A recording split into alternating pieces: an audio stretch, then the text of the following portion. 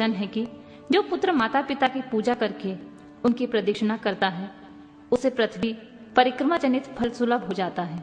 जो माता पिता को घर पर छोड़कर तीर्थ यात्रा के लिए जाता है वह माता पिता की हत्या से मिलने वाले पाप का भागी होता है, क्योंकि पुत्र के लिए माता पिता का चरण सरोज ही महान तीर्थ है।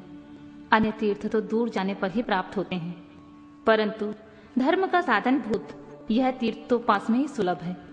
पुत्र के लिए माता पिता और स्त्री के लिए पति, ये दोनों सुंदर तीर्थ घर में ही विद्यमान हैं। ऐसा जो वेद शास्त्र निरंतर उद्घोषित करते रहते हैं उसे फिर आप लोग असत्य कर दीजिए, और यह भी असत्य हो जाएगा तो निसंदेह वेद भी असत्य हो जाएगा, और वेद द्वारा वर्णित आपका यह स्वरूप भी झूठा समझा जाएगा। इसलिए या तो शीघ्र ही मेरा शुभ विवाह कर दीजिए अथवा यूं कह दीजिए कि वेद शास्त्र झूठे हैं। आप दोनों धर्म रूप हैं, अतः भली भांति विचार करके इन दोनों में से जो परम उत्तम प्रतीत हो उसे प्रयत्न पूर्वक करना चाहिए। ब्रह्मा जी कहते हैं, मुने, तब जो बुद्धिमानों में श्रेष्ठ उत्तम बुद्धि संपन्न तथा महान ज्ञानी हैं वे पार्वती नंदन गणेश इतना कहकर चुप हो गए। उधर वे दोनों पति पत्नी जगदीश्वर शिव पार्वती गणेश के वचन सुनकर परम विस्मित हुए। तदनंतर वे यथार्थ भाषी एवं अद्भुत बुद्धि वाले अपने पुत्र गणेश की प्रशंसा करते हुए बोले, बेटा, तू महान आत्मबल से संपन्न है, इसी से तुझ में निर्मल बुद्धि उत्पन्न हुई है। तूने जो बात कही है वह बिल्कुल सत्य है, अन्यथा नहीं। दुख का अवसर आने पर जिसकी बुद्धि विशिष्ट हो जाती है उसका दुख भी उसी प्रकार विनष्ट हो जाता है। जैसे सूर्य के उदय होते ही अंधकार, जिसके पास बुद्धि है वही बलवान है, बुद्धिहीन के पास बल कहाँ। पुत्र, वेद शास्त्र और पुराण में बालक के लिए धर्म पालन जैसी बात कही गई है वह सब तूने पूरी कर ली है। तूने जो बात की है वह दूसरा कौन कर सकता है। हमने तेरी बात मान ली है, अब इसके विपरीत नहीं करेंगे। ब्रह्मा जी कहते हैं, नारद, यूं कहकर उन दोनों ने बुद्धि सागर गणेश को सांत्वना दी और फिर वे उनके विवाह के संबंध में उत्तम विचार करने लगे। इसी समय जब प्रसन्न बुद्धि वाले प्रजापति विश्वरूप को शिव जी के उद्योग का पता चला तब उस पर विचार करके उन्हें परम सुख प्राप्त हुआ। उन प्रजापति विश्वरूप के दिव्य रूप संपन्न एवं सर्वांग शोभना दो सुंदरी कन्या थीं, जिनका नाम सिद्धि और बुद्धि था। भगवान शंकर और गिरजा ने उन दोनों के साथ हर्षपूर्वक गणेश का विवाह संस्कार संपन्न कराया। उस विवाह के अवसर पर संपूर्ण देवता प्रसन्न होकर पधारे। उस समय शिव और पार्वती का जैसा मनोरथ था उसी के अनुसार विश्वकर्मा ने यह विवाह किया। उसे देखकर ऋषियों तथा देवताओं को परम हर्ष प्राप्त हुआ। मुने, गणेश जी को भी उन दोनों पत्नियों के मिलने से जो सुख प्राप्त हुआ उसका वर्णन नहीं किया जा सकता। कुछ काल के पश्चात महात्मा गणेश के उन दोनों पत्नियों से दो दिव्य पुत्र उत्पन्न हुए।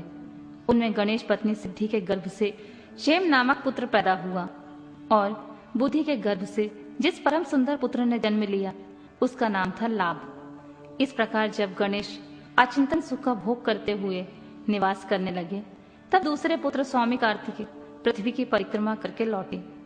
उस समय नारद जी ने आकर कुमार स्कंदन को सब समाचार सुनाए। उन्हें सुनकर कुमार के मन में बड़ा क्षोभ हुआ और वे माता पिता शिवाशिव के द्वारा रोके जाने पर भी न रुककर कौंज पर्वत की ओर चले गए। देवर्षि, उसी दिन से शिव पुत्र स्वामी कार्तिकेय का कुमारत्व कुंवारापन प्रसिद्ध हो गया। उनका नाम त्रिलोकी में विख्यात हो गया। वह शुभदायक, सर्व पापहारी, पुण्यमय और उत्कृष्ट ब्रह्मचर्य की शक्ति प्रदान करने वाला है।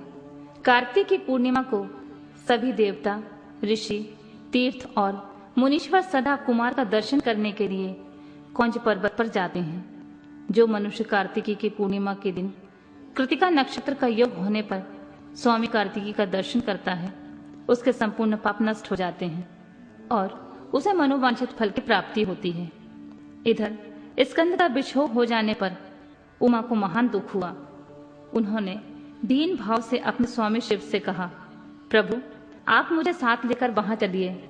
तब प्रिया को सुख देने में निमित्त भगवान शंकर स्वयं अपने एक अंश से उस पर्वत पर गए और सुखदायक मल्लिकार्जुन नामक ज्योतिर्लिंग के रूप में वहां प्रतिष्ठित हो गए। वे सत्पुरुषों की गति तथा अपने सभी भक्तों के मनोरथ पूर्ण करने वाले हैं। वे आज भी शिवा सहित उस पर्वत पर विराजमान हैं। बेटा नारद, वे दोनों शिवा शिव भी पुत्र स्नेह से विहल होकर प्रत्येक पर्व पर कुमार को देखने के लिए जाते हैं। अमावस्या के दिन वहां स्वयं शंभु पधारते हैं और पूर्णिमा के दिन पार्वती जी आती हैं। मुनीश्वर, तुमने स्वामी कार्तिकेय और गणेश जी का जो वृतांत मुझसे पूछा था वह सब तुमसे मैंने कह सुनाया। इसे सुनकर बुद्धिमान मनुष्य समस्त पापों से मुक्त हो जाता है और उसकी सभी शुभकामनाएं पूर्ण हो जाती हैं।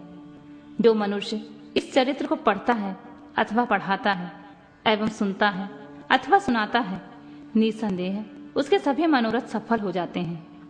यह अनुपम आख्यान पापनाशक, कीर्तिप्रद, सुखवर्धक, आयु बढ़ाने वाला, स्वर्ग की प्राप्ति कराने वाला, पुत्र पौत्र की वृद्धि कराने वाला, मोक्षप्रद, शिव जी के उत्तम ज्ञान का प्रदाता, शिव पार्वती से प्रेम उत्पन्न करने वाला और शिव भक्ति वर्धक है।